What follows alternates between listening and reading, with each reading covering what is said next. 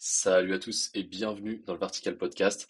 Aujourd'hui, pour ce podcast numéro 13, je suis avec l'équipe Ascension. Donc pour ceux qui n'ont pas suivi récemment, je me suis associé du coup avec Pierre et Mathias. Donc maintenant, on forme l'équipe Ascension et notre but, il est simple, c'est de coacher le plus de personnes possible et de vous amener vers vos objectifs. Et je fais ce petit voice-over là du coup en début de podcast, en introduction, pour m'excuser déjà à l'avance pour la qualité audio de l'épisode qui va suivre parce qu'en fait, il y a eu des problèmes avec mon micro, donc juste avec mon micro personnel pendant l'enregistrement. J'ai essayé de rectifier le truc en faisant vraiment des cuts, en faisant quelques petits voice-over pour réexpliquer certaines choses quand c'était vraiment inaudible. Donc normalement, on va dire c'est écoutable. Ce sera pas la meilleure qualité que j'ai pu sortir, je m'en excuse encore une fois. Et du coup, si jamais vous avez la moindre question, n'hésitez pas à nous envoyer un message sur Instagram pour avoir plus de précision du coup sur un point que vous n'auriez pas compris justement à cause de ce petit manque de qualité audio. Je ferai du coup le nécessaire pour qu'à l'avenir la qualité audio soit meilleure. Et du coup, je vous souhaite quand même une bonne écoute. Salut à tous et bienvenue dans le Vertical Podcast. Aujourd'hui, je suis avec Pierre et Mathias. Salut les Salut. gars. Donc équipe Ascension et là le but du podcast aujourd'hui c'est qu'on revienne en fait sur les bases de l'entraînement, vraiment les basiques que tout le monde doit faire pour progresser, sans se prendre la tête avec des choses très très compliquées. Et je sais pas si vous avez quelque chose à dire en introduction par rapport à ça, mais pourquoi c'est important de revenir aux fondamentaux pour progresser. Moi de mon côté, je pense que c'est quand même plutôt important pour pas trébucher en fait. Revenir sur les bases, c'est un peu la ligne de départ pour progresser ultra vite et pas sauter les étapes à tenter d'autres choses, pas planifier quoi que ce soit et au final arriver vers la ligne d'arrivée mais tout perdu et du coup peut-être potentiellement te blesser et revenir en arrière en fait. Donc ouais, revenir sur les bases un peu sans aller dans les excès, je trouve ça ultra utile. Voilà, je trouve ça pas mal. Exactement, t'as tout dit, Pierre. Le truc, c'est que si t'as pas les fondamentaux, si t'as pas les bases du truc, forcément, tu peux progresser peut-être très vite et peut-être trop vite, et du coup, peut-être du coup arriver à la blessure et recommencer tout à zéro. Donc super, t'as avancé super vite pour repartir de tout en bas. Donc c'est pour ça que les fondamentaux, c'est vraiment important. Et ouais, carrément. Ouais, c'est ça. Du coup, je vais faire un petit aperçu pour être abordé juste après. En premier, t'expliquer en fait complètement pourquoi garder un esprit ouvert sur l'entraînement, c'est important. En partie 2 vraiment, ça va être le top 3 des pires erreurs. Vraiment, un peu avec plein d'anecdotes personnelles, euh, pour t'expliquer pourquoi on dit que ces trois erreurs, vraiment, le venait souvent aussi de notre expérience de coaching. Et en partie 3 10 exercices vraiment basiques mais puissants, c'est un peu comme ça qu'on appelait la partie, pour progresser, c'est-à-dire que vraiment, dans tout programme, faut vraiment, jamais il y en a un plus que l'autre, ça dépend des profils, mais normalement, et ces 10 points-là dans quasiment tous les programmes. Et après, on est parti. Partie 1, l'importance de la continue. Pierre, en vrai, qu'est-ce que tu peux nous dire un peu là-dessus sur se remettre en question, pourquoi selon toi c'est important et si tu as des anecdotes aussi par rapport à ça. Bah, en fait, je dirais que se remettre en question, c'est un petit peu avoir de l'empathie. Ce que je veux dire, c'est accepter un peu tout ce que tu vas trouver, tout le regard extérieur.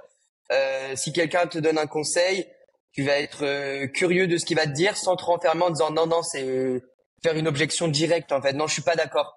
Je dis pas qu'il faut le tester, mais discuter. Donc se remettre en question, ouais, c'est être curieux, discuter. Je trouve que c'est une des plus belles qualités même pour la vie, pour pas se renfermer sur quelque chose qui va te faire perdre du temps. Et encore une fois, on retrouve souvent des blessures si tu te remets pas en question en fait. Après, c'est ultra compliqué quand t'es seul de te remettre en question parce que t'as pas un visu extérieur, mais c'est, je trouve, la plus belle qualité d'un grimpeur, de se remettre en question et de pas perdre 4 mois, pas voilà retrouver une blessure ou quoi que ce soit. Ouais, Mathias, si tu as des anecdotes aussi. Bah ouais, en fait, moi, en fait, quand tu parles de remise en question, ce que je pense direct, c'est, tu sais, quand un nouveau coaché arrive avec nous, et ben, du coup, on va directement lui dire, OK, on a besoin que tu te filmes et que tu nous montres des vidéos de toi. Et juste ça, c'est se remettre en question, de se filmer. Parce qu'en fait, tu vas voir tes propres erreurs et tu vas dire, mais en fait, waouh, si je l'ai jamais fait, c'est game changer ce truc-là parce que bah, tu peux t'auto-analyser et voir tes points forts, tes points faibles. Et nous, c'est ce qu'on fait personnellement aussi dans notre pratique d'athlètes et c'est ce qu'on essaye de mettre en place pour eux. Et du coup, c'est la première remise en question qui est l'une des plus importantes. Et ça fait la transition vraiment avec le point suivant.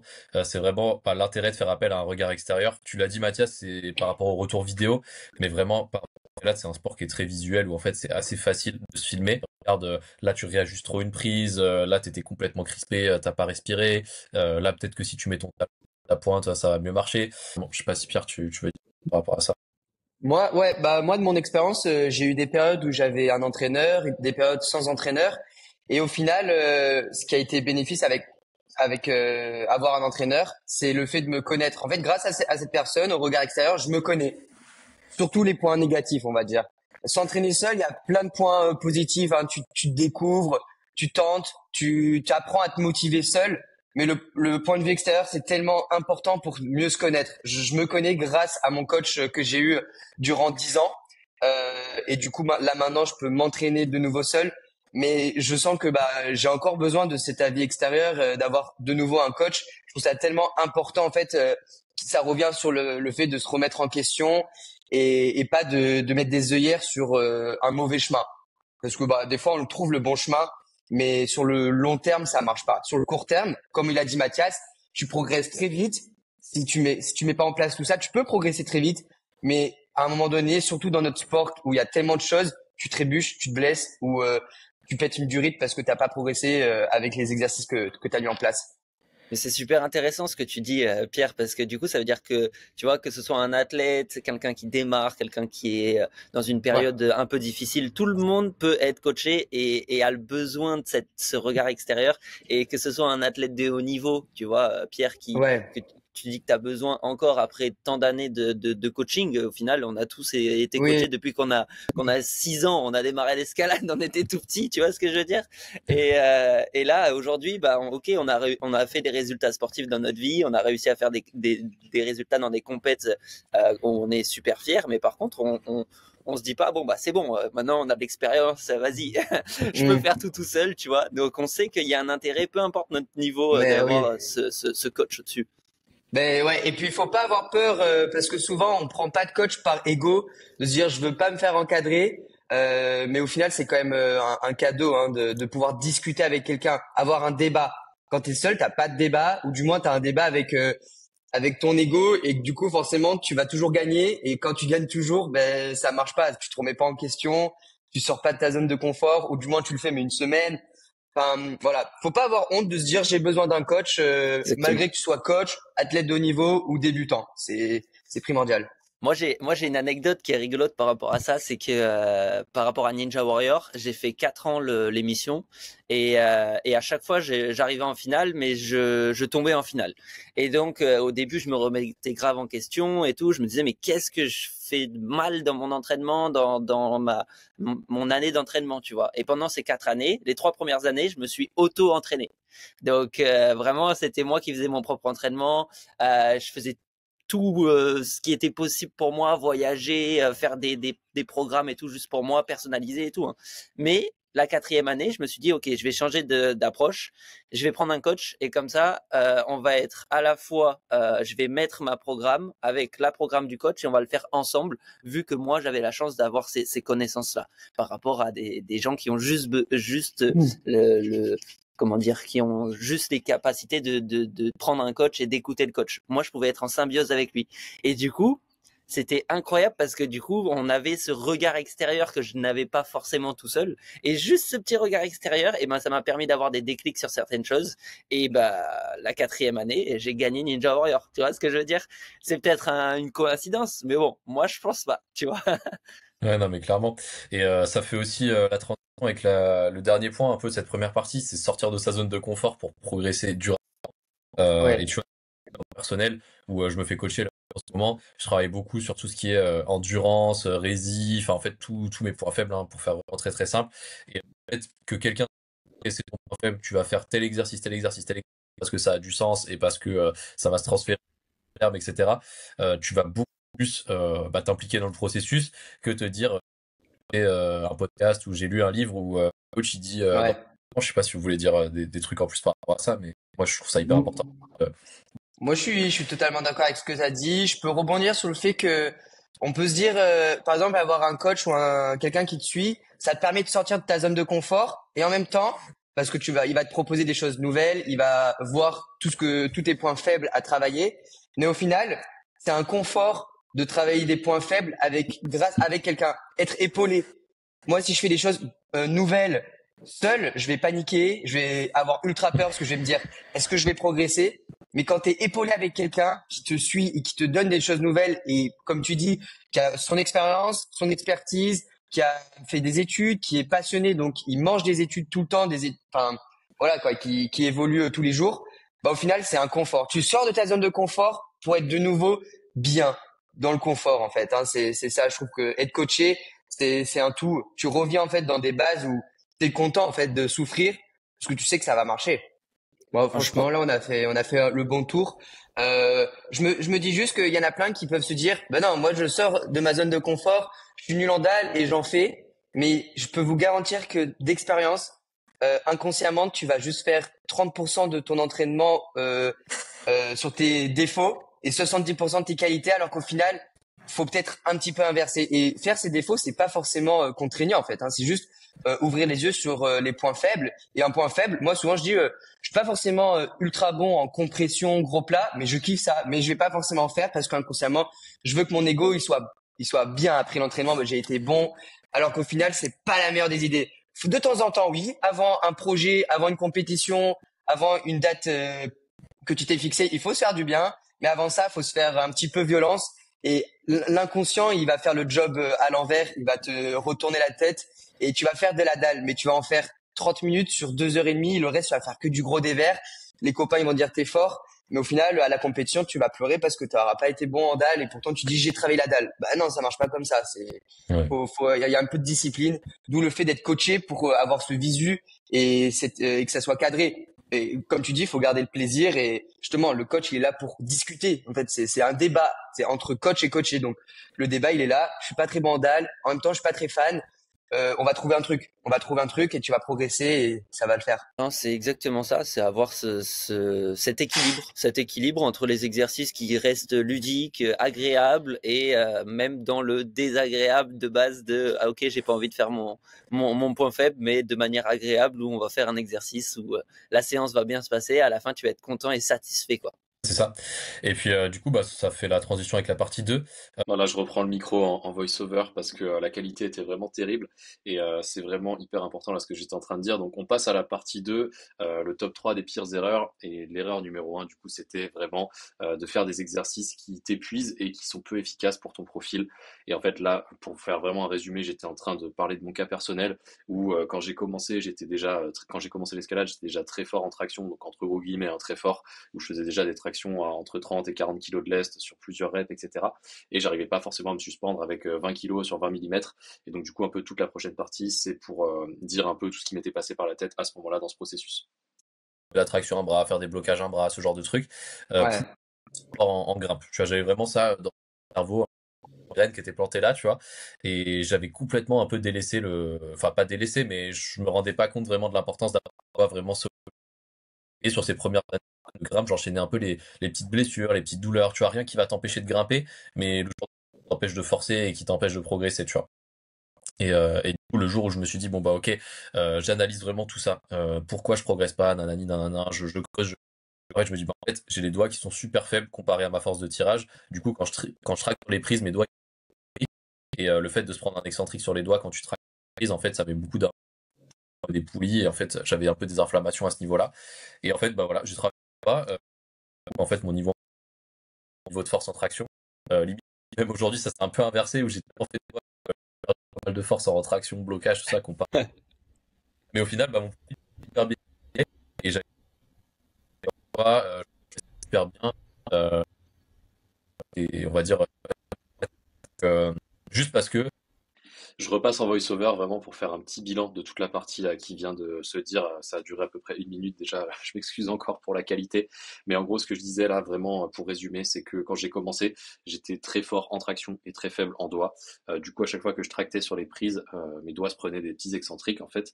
Et cette mécanique d'excentrique, ça crée un stress énorme au niveau des poulies, ce qui fait qu'en fait ça me créait des petites blessures de surutilisation, d'inflammation, etc. Et que en fait, bah, une fois que j'avais réussi à analyser tout ça et que je l'avais corrigé dans mon entraînement, mes doigts étaient limite devenus un point fort. Et puis après, limite ma traction était devenue un peu moins forte que mes doigts à un certain moment. Et donc du coup, l'idée de tout ça, ce qu'il faut retenir, c'est que si vous cherchez à progresser trop vite en traction, par exemple, parce que vous vous dites que les tractions c'est super et que ça va vous faire muter en escalade, il faut vraiment penser à équilibrer ça avec les doigts. Et du coup, je vous laisse avec la fin du podcast. Normalement, ça devrait beaucoup moins bugger. Remis en question, j'ai analysé. À ce moment-là aussi, j'avais fait appel à des regards extérieurs aussi, et je m'étais dit, ok, bon en fait, mon programme n'était pas du tout personnalisé parce que j'avais en tête quelque chose et j'étais buté sur ce truc-là, et en fait, ça marchait pas du tout. Je sais pas si vous avez des anecdotes par rapport à ce truc-là de s'épuiser avec des équipes efficaces, mais c'est hyper parlant, quoi. Bah, ouais, carrément. En fait, typiquement, je reviens sur ce que j'avais dit. Inconsciemment, tu vas faire ce que tu aimes en premier pour faire des gros résultats et ensuite potentiellement faire des choses dont tu es moins bon. Sauf que là, tu es en train de fusiller la progression. Tu es bon en traction, tu vas faire des tractions et après, tu vas passer à un autre exercice, mais forcément, tu es un petit peu fatigué et l'autre exercice, tu vas être peut-être moins fort de 5-10%, mais 5-10% fois 3-4 par semaine, fois 4 par mois. Là, à un moment donné, sur un an, en fait, tu t'es un petit peu fusillé. Alors qu'au final, si tu inverses un petit peu, tu travailles les doigts parce que c'est ton point faible en premier, avec un bon échauffement bien progressif. Et ensuite, forcément, tu te fais une petite série, ce que tu aimes bien, et puis il faut garder le niveau de ta qualité tractée. Et ben, dans ce cas-là, tu as bien optimisé ton entraînement et d'où le fait que c'est important d'avoir potentiellement un suivi personnalisé pour pas que ça soit juste un ordre tout le temps le même. Et au final, juste t'inverses 2-3 exercices, ça fait une énorme différence. C'est sur le long terme, hein, encore une fois.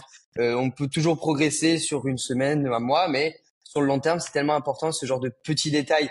Parce qu'au final, on se dit, c'est un exercice peu efficace, mais c'est juste que c'est pas dans le bon ordre. T'as pas forcément bien planifié la chose. Exactement, exactement. Moi, j'ai une anecdote plus par rapport à un coaché qui est venu. On a fait du coup le début du suivi avec l'analyse de ses objectifs et tout ça. Et du coup, dans l'analyse des objectifs, il nous dit voilà, j'ai besoin de plus d'endurance parce que je tombe trop tôt dans mes mouvements. J'arrive trop tôt à l'épuisement. Tu vois ce que je veux dire? Et donc on lui dit ok, machin, on va faire des tests, on va voir ce qui se passe du coup réellement, tu vois, dans tes capacités. Et en fait, quand on fait les tests, on voit que niveau capacité, il est super bon au final en endurance. Mais à contrario, son but c'était de gagner en endurance. Et du coup, on était en mode mais attends, il y a un truc qui va pas là. Il est super, c'est un de ses points forts l'endurance, mais en même temps, dans son ressenti de grimpe, il se sent pas bon. Donc, qu'est-ce qui se passe? On regarde, on analyse les vidéos et tout, et on voit qu'en fait, le problème, c'était la gestuelle. C'était le fait de mal placer, on va dire, ses pieds au bon endroit, de son bassin, la plupart de la partie technique. Et donc, au final, c'était quelqu'un qui mettait en priorité un travail d'endurance tout le temps, tout le temps, tout le temps. Donc, ça revient à cette erreur qu'on disait, s'épuiser avec des exercices peu efficaces et avec un programme non personnalisé. Donc, il se concentrait sur la mauvaise chose. Il se concentrait sur cette endurance qui était au final devenue, comme tu disais, un point fort, mais qui n'était pas forcément le truc à travailler pour atteindre ses objectifs de voix qu'il voulait faire. Donc ouais, c'est rigolo. Mais je vois totalement ce que tu veux dire, mais là j'ai le même exemple. Souvent, en vrai, c'est clairement ça, hein. Tu manques d'endurance, tu veux faire de l'endurance. Et en fait, pas du tout. Tu manques peut-être juste de force de doigt pour mieux tenir les prises, mettre moins de pourcentage de force sur chaque prise, et au final, juste à travailler la force, et tu seras meilleur en endurance. Pareil, l'inverse, peux être fort, tu veux être plus fort, donc tu fais que de la force, mais au final tu récupères pas, t'arrives pas à faire plus de 30 minutes d'entraînement, c'est que tu manques d'endurance. Il y a tout qui se lie, sauf qu'à un moment donné tu pètes un câble parce que c'est la réalité, mais tu t'en peux plus, tu sais plus où mettre ton opinion, et au final c'est pour ça que avoir un coach, malgré que tu sois coach comme nous on l'est, comme où tu sois un athlète avec beaucoup d'expérience, on a tout le temps besoin d'un suivi, quasiment. Il y a des périodes, t'es pas obligé. Mais là, attends, imagine ce qu'on vient de dire, c'est l'inverse de ce que tu veux, mais au final, c'est la vie extérieure qui va faire effet. C'est tellement important, alors que si tu mets des œillères et que tu fais, tu veux être fort en force, donc je fais que de la force, ça marche pas tout le temps. Et c'est dur d'accepter ça, hein. C'est super dur. Je prends un autre exemple aussi, tu vois, souvent ça va être des personnes qui pensent que le cardio spécifique, tu vois, genre par exemple, aller beaucoup courir, pour ça va avoir un impact sur leur performance au final. Sauf qu'en fait, bah, je pourrais perdre du poids et faire des suspensions sur la poutre pour être plus endurant. Et que sur le mur, comme tu disais, Mathias, bah, je sais pas, il délaye pas, il respire pas, il place super mal son bassin, il arrive pas à relâcher son épaule dans le repos. Bah, en fait, 5 kilos de moins et endurant en plus, en fait, ça servira à rien. Et donc, du coup, bah, au lieu de pendant 1 heure, bah, faire des sur le mur pendant 3 fois 45 minutes, ce serait beaucoup plus pertinent. Et ça, c'est un exemple hyper parlant. Je pense qu'on en reparlera dans la partie 3 avec les 10 points, les 10 points clés. Mais voilà, ça, c'est le genre d'exemple Ouais. qui me personnes bah, que j'ai eu en suivi. Là, je commence à avoir pas mal d'expérience aussi par rapport à ça. Et qui veulent absolument faire trop de choses dans leur semaine. Tu vois, par exemple, je veux progresser en escalade, mais à côté, je fais de la course, je fais du crossfit, etc. Enfin, tu sais, qui veulent vraiment tout caler dans la semaine. Ouais. En fait, tu peux tout faire un peu en mode loisir. Mais le problème de ça, c'est que ça reste du loisir. Et du coup, tu peux pas vraiment performer dans un domaine plus que l'autre. Après, t'as des facilités génétiques ou que tu en as fait quand tu étais plus jeune et que tu as encore un temps. Mais en fait, voilà, qui est de ne pas se focaliser sur un seul objectif. C'est cool d'avoir un objectif annexe, mais c'est beaucoup plus intéressant d'avoir un objectif vraiment hyper clair principal, de se dire ok là je veux absolument progresser en escalade, et c'est très personnel cette progression, c'est-à-dire qu'il y en a ça va être une cotation, il y en a ça va être de flasher tel niveau, ça va être d'être à l'aise dans une couleur à la salle. On a tous un peu notre propre définition de progresser, ça les cotations. Et ouais, je pense que ça résume assez bien cette erreur numéro un, de vraiment s'épuiser avec des exercices peu efficaces. Et du coup, bah, le regard d'un coach là-dessus, c'est hyper intéressant. Je sais pas si vous voulez rajouter des choses ou si on passe un peu à l'erreur numéro 2. On peut passer à la 2. Allez, bah on est parti. Erreur numéro 2, copier-coller les autres ou des entraînements qu'on a trouvés, on va dire, sur Internet, sans adaptation. Vraiment, voilà, tu tapes sur Google ou sur ChatGPT, peu importe, fais-moi un programme en force doigt, et tu copies-colles ça bêtement, et t'essayes, et souvent ça marche pas.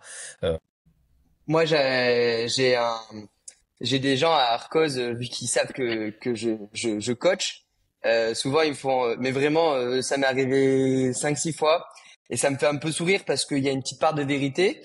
En gros, ils mettent leur objectif, ils font une petite demande à ChatGPT et ChatGPT leur font une petite planification de 4 mois.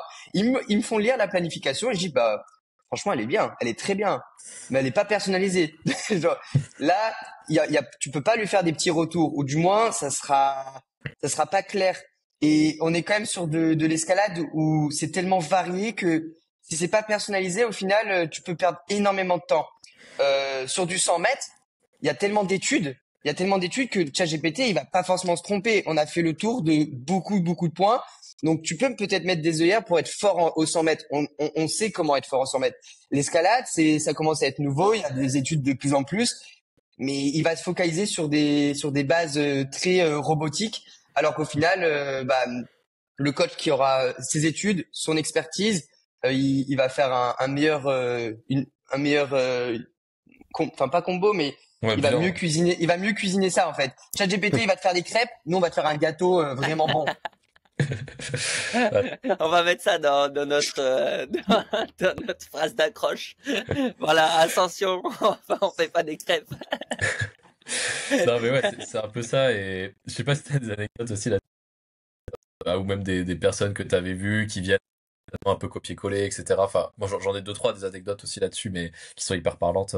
Mais oui, mais c'est exactement ce que disait Pierre, hein. C'est en fait, surtout quand bah tu réussis personnellement un résultat sportif, t'as souvent beaucoup de personnes qui viennent te voir et te disent bon bah comment tu as fait, je veux atteindre le même objectif que toi, j'aimerais copier ton entraînement et tout.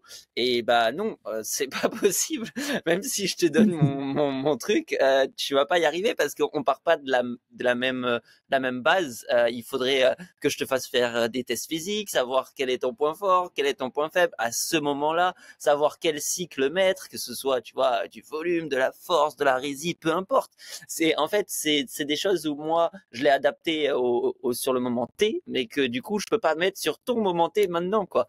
Donc, c'est ce que disait Pierre, c'est de la Ouais. personnalisation. Je pourrais te le donner, mon programme. Tu pourrais le faire. Bien sûr, tu progresseras parce que si dans ta vie, t'as jamais eu un programme un peu carré, un peu avec des séances toutes régulières et tout, bah bien sûr que tu vas progresser parce que tu vas t'entraîner régulièrement si tu suis mon programme, mais tu risques peut-être de te blesser ou voilà, c'est ce qu'on disait au début. Bah, Ouais, clairement. c'est exactement ce qu'on disait au tout début, revenir aux bases. Sauf que faut pas confondre revenir aux bases sur la ligne de départ. L'escalade, c'est un sport individuel. On n'est pas tous sur la même ligne de départ en fait. Hein. Les bases, elles sont pas pareilles pour tout le monde. Du coup, bah, souvent, les gens ils commencent sur la même ligne puisqu'ils ont le même programme. Sauf que ben il y a des déséquilibres. On n'est pas la même morphologie, la même envergure. On n'a pas la même vie. On n'a pas la même vie. D'où le Pas fait que bah, c'est sportif aussi. important de prendre en compte son quotidien, que ça tout soit personnalisé en fait. Tout peut être optimisé et bienvenue à l'escalade. C'est tellement grand comme monde que il faut prendre en compte ces petits détails, nutrition, quotidien, ta morphologie, ton humeur du moment. Et c'est ça tout est lié en fait. Faut avoir un avis extérieur parce que faut prendre en compte toutes ces choses-là et souvent on le fait pas. Donc les gens qui démarrent sur la même ligne de départ avec ChatGPT ou un programme qu'ils ont trouvé, bah ils vont avancer, mais bizarrement à un moment donné, bizarrement. Non, et puis, comme tu disais, il faut vraiment que ce soit personnalisé aussi par rapport aux contraintes. C'est-à-dire que si tu as un emploi du temps super chargé, tu as un métier avec des responsabilités, tu as une vie de famille, enfin, voilà, tu as d'autres choses à faire aussi que juste aller grimper en mode t'es pas athlète de haut niveau, quoi. Encore, même des athlètes de haut niveau, ils ont même pas le luxe de pouvoir faire que ça. C'est un autre débat, ça. Mais voilà, en fait, quand tu as un emploi du temps qui est chargé, tu peux pas te permettre, par exemple, de grimper 5 fois par semaine, de faire 3 séances de renfo, de faire tes étirements, ta souplesse, ton truc tous les jours. Et en fait, comment concrètement tu organises ça dans ta semaine? Et bon, je peux aller grimper 3 fois par semaine pendant 2 heures, et puis à la maison j'ai une outre et je peux faire des petites séances de temps en temps quand j'ai une pause en télétravail ou quoi. Bah en fait, nous on est là pour tout ça et te dire, ok, bah en fait, par rapport à ton matériel, ton emploi du temps, ton objectif, vraiment le meilleur truc à faire à l'instant T par rapport à l'analyse des Ouais. tests qu'on a fait. Et d'ailleurs, j'en profite pour le placer à ce moment-là. Mais vous nous envoyez test sur Instagram, que ce soit sur l'Instagram Ascension ou sur mon Instagram perso. Donc là, j'ai repris encore en voice-over parce que c'est hyper important cette petite partie sur les tests physiques. Donc si jamais vous êtes intéressé pour faire les tests physiques, vous nous envoyez le mot-clé test sur Instagram, donc soit sur l'Instagram d'Ascension, soit sur mon Instagram personnel. Et une fois qu'on vous a envoyé les tests, après on vous envoie un lien justement pour réserver un appel gratuit pour faire le bilan de ces tests justement et voir après concrètement comment adapter ton entraînement à ton emploi du temps, tes contraintes et surtout à ton profil et à tes objectifs. C'est super important et c'est vraiment ce qu'on a voulu essayer de faire passer là dans cette partie. Et voilà, tout simplement. Je vous laisse avec la suite de l'épisode. Ouais. Moi, j'ai une caricature de malade. Euh, Après, voilà, là, c'est vraiment l'extrême. Mais c'est à Arcos, c'est des connaissances plutôt, mais c'est deux gars passionnés de l'escalade. Ça fait 2, 3 ans qu'ils ont découvert ça. Ils ont la trentaine, ils sont à fond. Sauf que bah, du coup, ils s'entraînent vraiment ensemble tout le temps, forcément tes potes, donc c'est toujours le même rythme. Et je dis pas que qu'il faut pas s'entraîner avec ses potes parce que bah t'es pas comme lui, t'as pas la même le même objectif. Vu qu'on a dit qu'il fallait que ça soit personnalisé, non, je grimpe seul parce que bah lui il est pas comme moi. Non, juste il y a des choses qu'il faut faire un petit peu différemment pour pas sauter les étapes. Par exemple, il y en a un, c'est travail boulot bureau. L'autre, il est charpentier. Sauf que quand il commence une séance à 18 heures, il y en a un qui est échauffé parce qu'il a travaillé toute la journée, l'autre non. Ils vont mettre direct les chaussons où celui qui a fait la journée au bureau va avoir le pote déjà chaud à fond, il va le suivre, il va se blesser parce qu'il n'aurait pas fait d'échauffement, alors qu'il aurait pris 5, 10 minutes, 15 minutes de plus pour s'échauffer. Ok, c'est chiant, t'es un petit peu seul sur le côté, et encore, ça va te donner envie à ton pote de s'échauffer et lui donner un peu cette image de faut quand même étape par étape. Mais voilà, en fait, typiquement, ou l'inverse, hein, le charpentier, il est fatigué, le gars du bureau, il a grave d'énergie, parce qu'il veut se défouler, ils vont faire la même chose, et il y en a un des deux qui va faire mal, parce que il aura pas forcément personnalisé. Des fois, il faut des séances libres, vas-y, tu te poses moins de questions, c'est agréable. Mais eux, c'est tout le temps, et ça fait chier de voir ça, parce que au final, leur progression, elle va aller moins vite, et il y en a un qui a déjà des petites inflammations au doigt et tout, voilà, je sais pas si c'est parce qu'il est fatigué ou parce que justement il a sauté les étapes parce qu'il a voulu suivre son pote.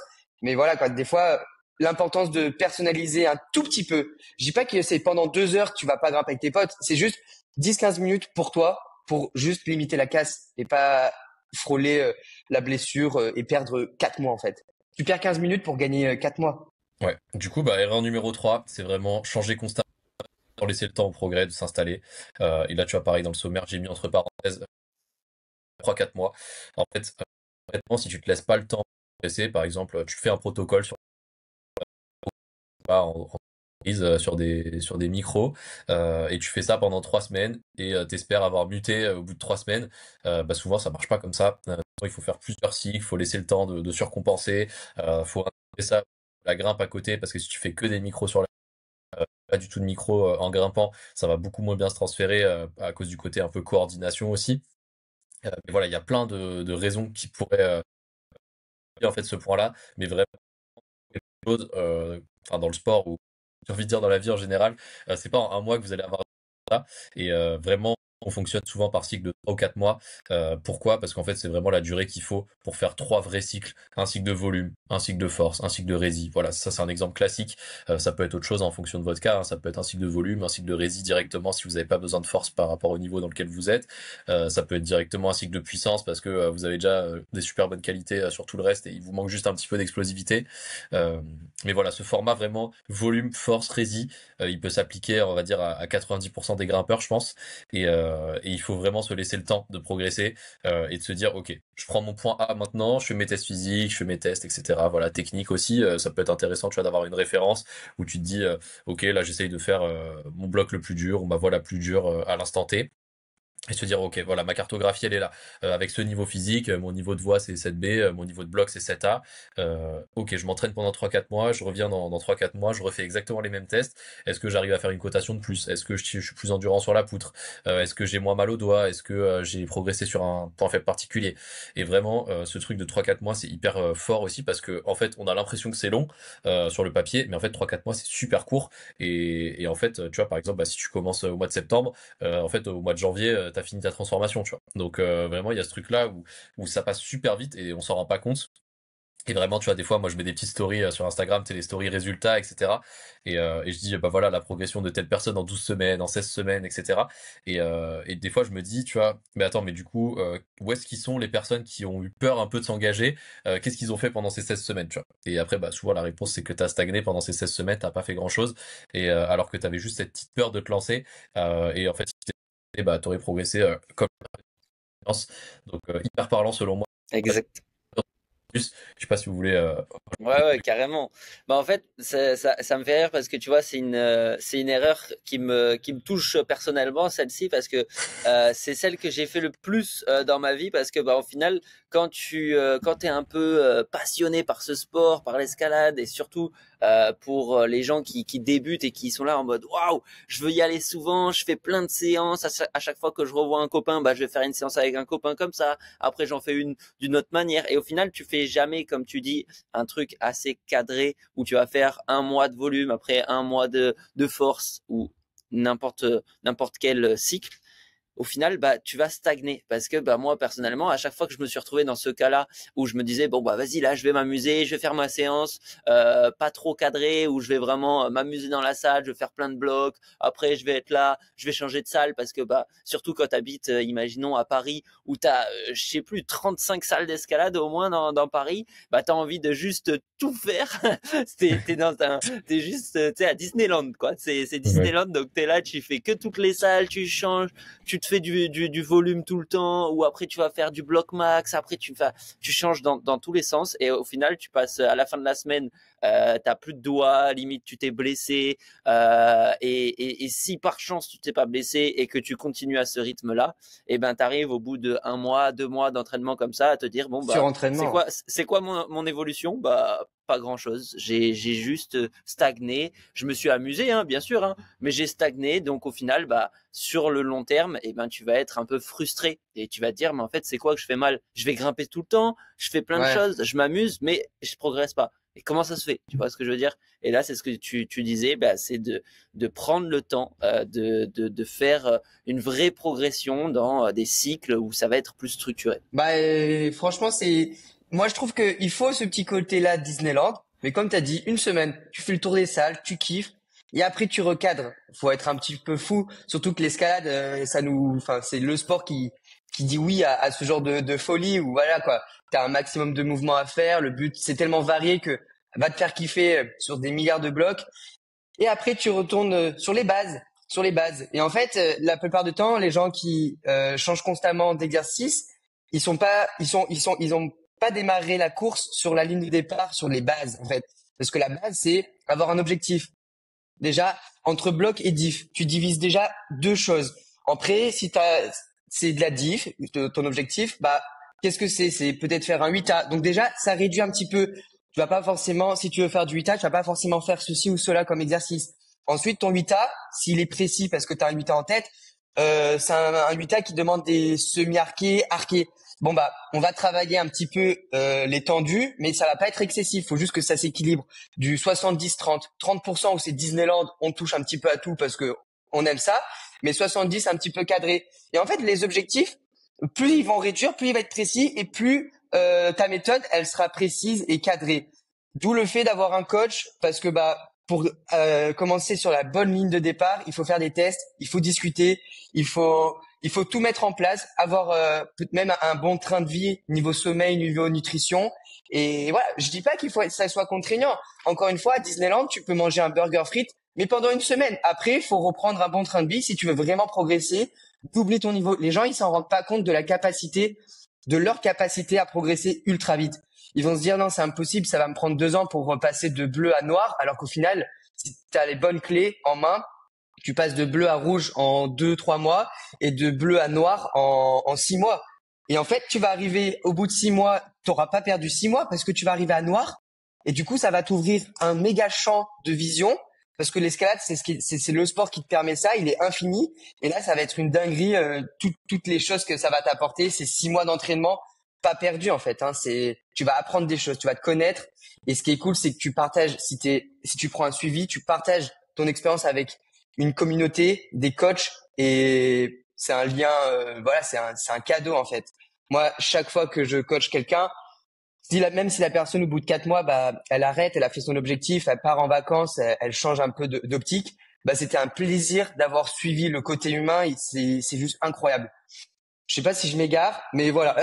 Il Non, c'est faut super. les bases. Il faut les bases. C'est ce que j'ai noté là, c'est l'apprentissage. C'est-à-dire que en fait, ces cycles de 3 mois, c'est de l'apprentissage aussi, c'est-à-dire que on vous donne une méthode clé en main, en fait, avec des tests physiques hyper précis, hyper clairs, que vous pouvez refaire en fait après en autonomie. Les cycles, ils vont pas changer. Dans 10 ans, ce sera toujours valide, je pense, cette théorie de faire un cycle de volume, un cycle de force, un cycle de rési, parce que ça fait des années que ça fonctionne comme ça, et ceux qui le font, ils ont les meilleurs résultats. Donc, il n'y a pas de raison de changer. C'est souvent ce truc-là, un peu en préparation physique, dans le sport en général. On a envie de réinventer la roue et de penser qu'on a trouvé une méthode révolutionnaire, mais en fait souvent c'est juste un truc qui change de nom, tu vois, ou je sais pas, les séries dégressives, voilà, ça existe depuis des années, tout le monde en fait, et en fait ils ont juste changé de nom ou pris des exos un peu différents, mais enfin voilà, il y a plein de trucs comme ça où en fait faut pas chercher à réinventer la roue, c'est juste faut que ce soit précis et simple à suivre c'est vraiment ce podcast à revenir aux bases et qu'on vous transmette un peu la simplicité. C'est ce qu'on fera un peu dans la partie 3 juste après avec des exemples très concrets. Mais vraiment, ouais, comme tu dis, ce cycle de 3-4 mois, c'est aussi le moment de comprendre que tu peux faire exactement les mêmes exercices en termes de nom d'exercice, je parle pendant 3 mois ou 4 mois, et avoir une progression parce que tu vas bien les intensités. Par exemple, les tractions, tu peux faire des Mm. tractions en force, tu peux faire des tractions en force, tu peux faire des tractions en résि, faire des tractions en explosivité, peu importe. En fait, juste avec des exercices comme les tractions, qui en fait pattern en termes de recrutement des muscles nerveux, etc. Bah, en fait, en le chargeant plus ou moins, en faisant plus ou moins de reps, plus ou moins de temps de repos, bah, tu progresses énormément. Et tu vois, quelqu'un qui va faire, je sais pas, une méthode classique pour gagner en force, 5 séries de 5 à 80%, là, comme dans tout le de la physique, euh, bah, en fait, au bout d'un moment, tu vas juste te cramer énormément et tu vas pas progresser du tout. Alors que si tu avais fait un cycle un peu plus d'endurance, et bah, j'essaye de faire 5 tractions par minute pendant 10 minutes. Ensuite, mon cycle de force, je fais mon 5x5. Et après, pendant mon cycle de rési, bah, je fais un EMOM, mais avec plus de reps ou avec des temps de blocage ou ce genre de petits trucs pour rajouter un peu de difficulté. Rajouter, mais ça reste des tractions. Et la grimpe, c'est un peu pareil. Tu vas grimper sur les mêmes blocs que tout le monde. Tu vas grimper sur les blocs rouges, sur les blocs noirs, etc. C'est la manière dont tu vas le faire avec le plus technique à appliquer. Ça change absolument tout parce que grimper un rouge étant vraiment hyper relâché, randonner, délayer, respirer, etc. Et grimper en rouge tout en force, coude aux oreilles et avec les pieds qui glissent à chaque prise, bah ok, t'as le top du bloc et c'est cool, mais ça n'a rien à voir. Elle a super bien grimpé, elle a mis 1% de son énergie pour et après elle va pouvoir encore grimper pendant 50 minutes sans être fatiguée. Alors que toi, si t'as grimpé comme un cochon avec les coudes aux épaules et tout, bah après t'es fatigué pendant 15 minutes et en fait tu vas progresser 4 fois moins vite aussi. Voilà, il y a Exactement. un apprentissage qui est hyper important et nous on essaie de transmettre ça aussi en tant que coach. C'est vraiment de repartir avec un bagage de connaissances. Tu vois, le retour aux bases, comme on disait, le sujet global de ce podcast, c'est vraiment le retour aux bases. Et du coup, moi, par exemple, ça peut se transmettre sur n'importe quel sport. C'est pas que dans l'escalade, c'est un principe général.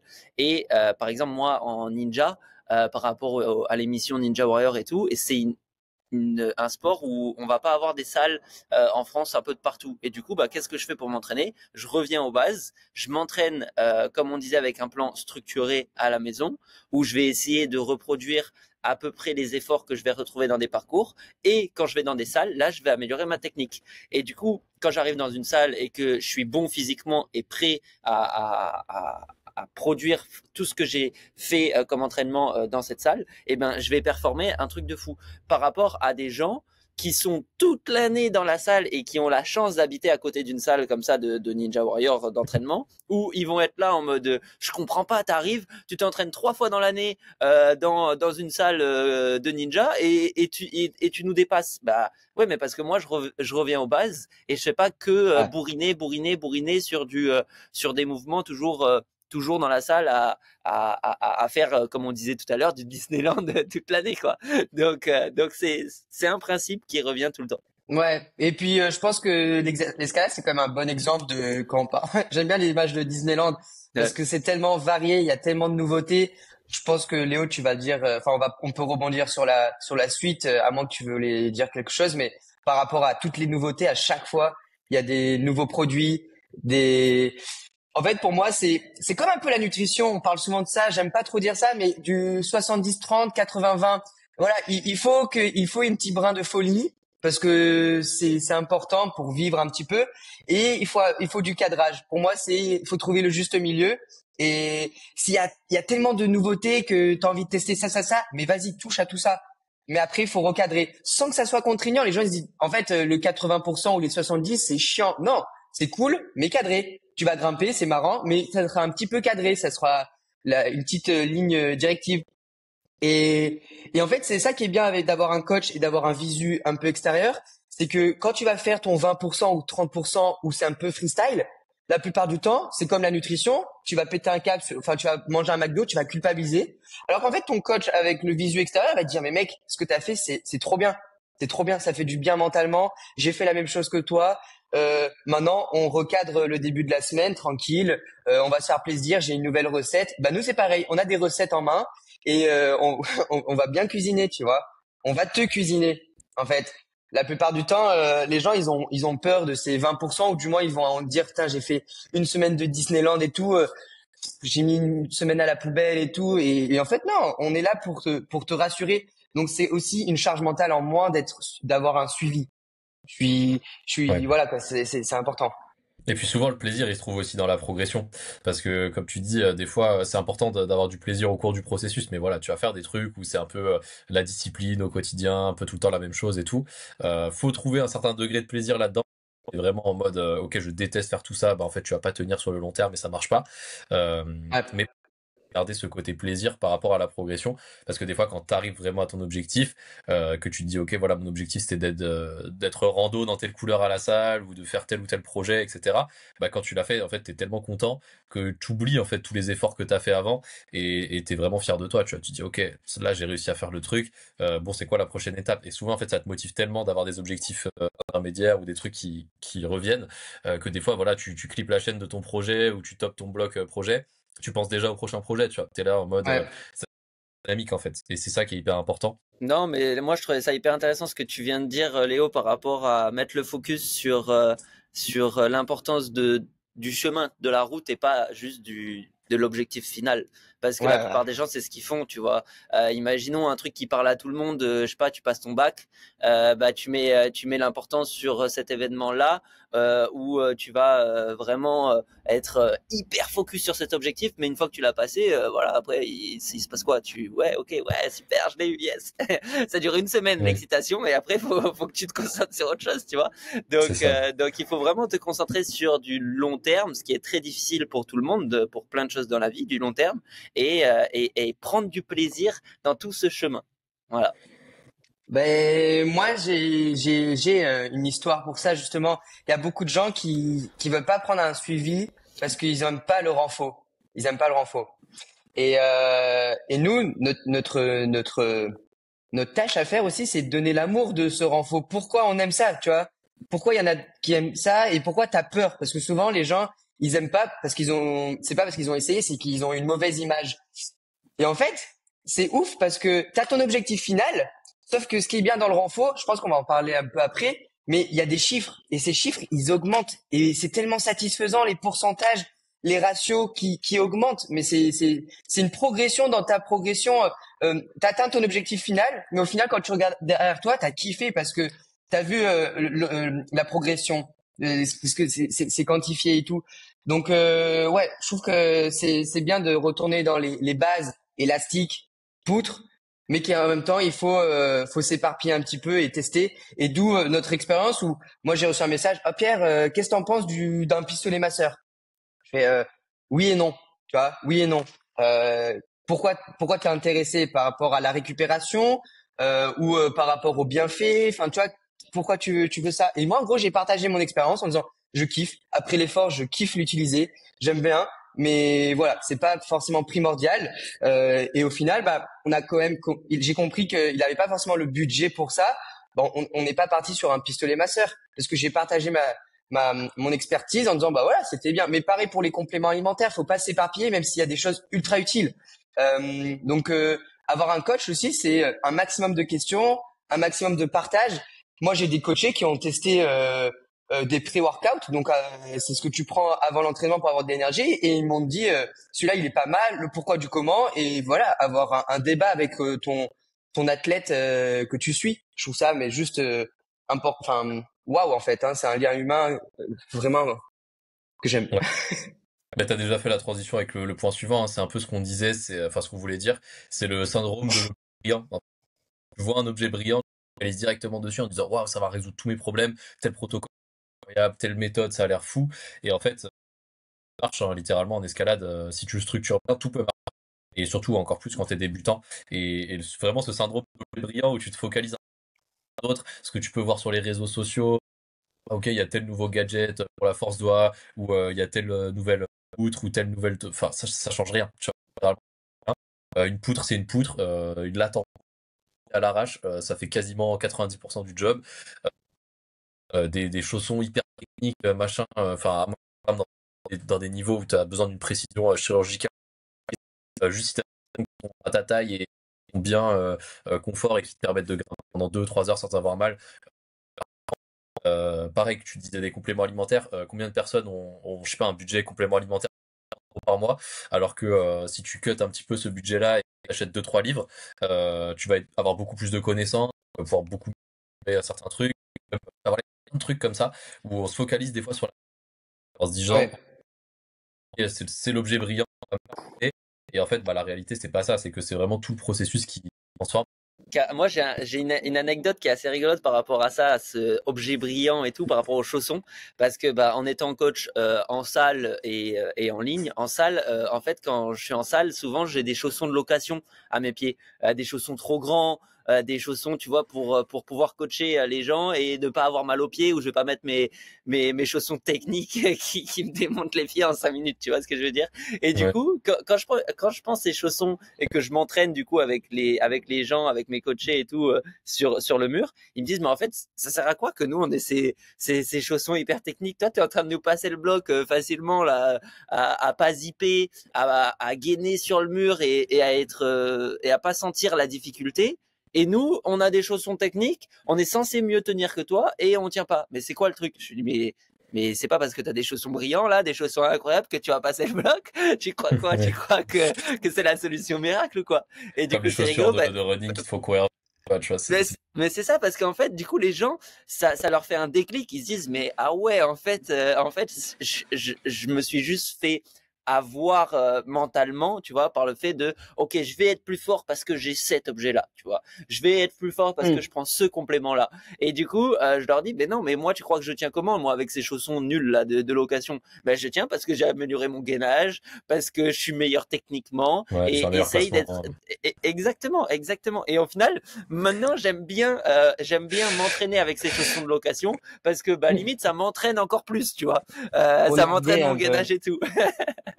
Moi, en vrai, je suis totalement OK avec tout ce que vous venez de dire.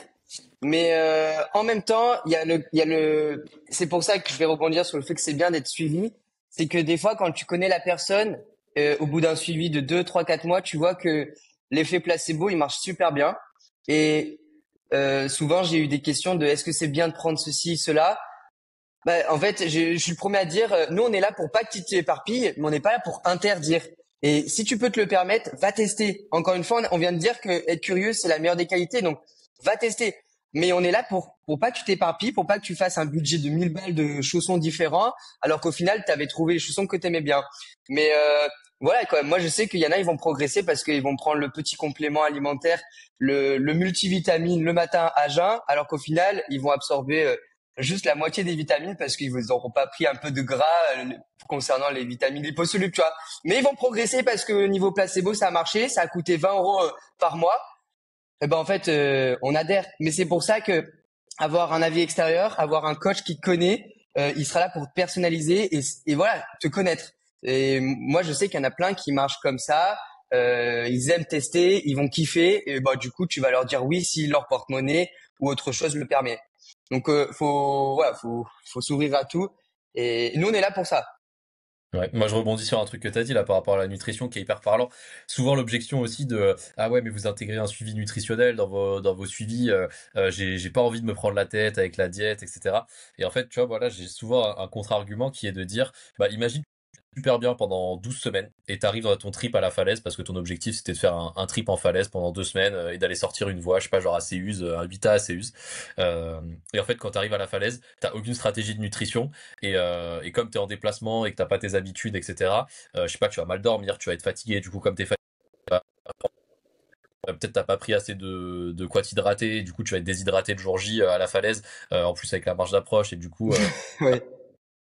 des trucs hyper bêtes comme ça, mais en fait, tu vois, par exemple, bah, avoir une stratégie de nutrition pour un jour de performance en extérieur, de se dire, ok, j'ai 2 gourdes, une gourde avec de l'eau, une gourde avec des électrolytes, j'ai des petites collations à grignoter qui vont pas me faire un pic glycémie, j'ai tel truc, si vraiment je veux faire une pause, voilà, je mange mon repas et je sais que je fais une petite sieste de 30 minutes et je vais super bien digérer. Enfin, tu vois, que des petits trucs comme ça où en fait, t'as beau avoir tout bien fait juste avant. Par exemple, pendant 12 semaines, t'as été carré, t'as tout fait, t'as tes étirements, ta mobilité, ton t'as été hyper strict sur tout, et t'arrives à la falaise et t'es en hypoglycémie et tu peux pas performer, tu vois. Enfin, du coup, il y a vraiment ce truc où, en fait, c'est tellement un tout et c'est tellement, tout est lié, en fait, que tu peux pas te dire, par exemple, ok, je veux être le plus performant possible, à mon niveau, hein, bien sûr, enfin, à votre propre niveau, à votre échelle, et te dire, ah bah non, la nutrition, j'ai pas envie de bien m'alimenter. Enfin, tu vois, pour moi, ça, c'est comme si tu disais, bah ok, j'ai une voiture diesel, mais je pense dedans, tu vois. Enfin, c'est à faire ça, tu vois. Ex- Non, mais Exactement. bah L'exemple le plus c'est parlant, je pense, c'est si on compare par rapport à un autre sport, imaginons le trail. Le trail, c'est là où tu vas avoir le plus besoin de cet apport, tu vois, cette nutrition où tu sais que ça va avoir un Oui. impact, tu vois, sur ton effort. L'escalade, bien sûr, c'est un peu plus dur au début à s'imaginer vraiment l'impact. À part, bien sûr, comme tu disais, avec un exemple en falaise où là, bah, pour le coup, avec la marge d'approche, avec plein de choses qui rentrent en compte, bah c'est beaucoup plus complexe, tu vois. Mais je pense que pour que tout le monde comprenne mieux cette importance, tu vois, de nutrition et d'apport avant effort, après effort, au quotidien et tout, le trail pour le coup, des efforts où vraiment tu vas avoir un besoin nutritif important pour l'effort, là c'est incroyable. Puis là, nous, on est là pour te partager notre expérience. Toi, Léo, t'avais un projet en bloc extérieur. Bah forcément, ça ressemble pas forcément à ce que t'as mis en place à l'entraînement. Mais t'as mis de l'expérience dans ce genre de journées qui sont atypiques, qui sont Ouais. pas les mêmes que l'entraînement. Mathias en compétition à la télé avec Ninja Warrior. Moi, que ça soit falaise ou compétition, on a eu nos expériences. Et en fait, au lieu d'aller faire un trip ACEUS de 10 jours, et du coup, justement, putain, c'est un nouvel environnement, tu pètes un câble, tu t'es pas hydraté, tu t'attendais pas à cette marge d'approche, enfin, t'as pas les petits tips que tu fais d'habitude, tu perds tes moyens, tu fais pas, t'as perdu 10 jours, tu retournes à l'entraînement, tu te dis, putain, mais qu'est-ce qui se passe, je suis fort. En fait, on est là aussi pour te faire gagner du temps par rapport à ces trips et objectifs, en te disant, attention, c'est bien de mettre ça en place parce que je connais la falaise. En ce moment, il fait chaud. J'ai un ami qui est sur place. C'est pour ça qu'avoir un coach qui a de l'expérience, que ça soit compétition, bloc ou autre chose, bah en fait c'est un cadeau. On va te faire gagner du temps. Il y a des coachés qui m'ont appelé en falaise. Ah mec, je suis pas bien, je vais me mettre un run, ça se passe mal, c'est merdique. Il y a du vent, ma peau elle est parfaite, je comprends rien et tout. Et on essaie de trouver une solution. Des fois, c'est même pas au niveau de la bouffe, au niveau nutritionnel. Des fois, c'est même pas de l'hydratation. Donc, on essaye, on creuse. Et en fait, il voulait juste un appel. Il a fait la croix après l'appel parce qu'il se sentait bien. Mais même moi, je savais pas Ouais, il que avait c'était besoin d'un grâce petit à truc. c'était l'appel. Mais le petit coup de boost en mode, mec, t'inquiète. Bah moi, je suis assez léger là. Je suis comme toi. J'ai pas fait ma perf. Bah on va s'aider ensemble. Moi, j'ai pas fait la perf, mais lui, il a fait la perf. Tu vois. Enfin, c'est ça qui est bien aussi d'avoir un coach qui est disponible 24 heures sur 24 et qui a une passion. C'est un partage. Non, vraiment, t'as tout dit. Et après, à part si vous voulez rajouter d'autres choses, je pense qu'on peut passer sur la partie 3. Vraiment le concret, on va dire, du podcast, les 10 exercices un peu basiques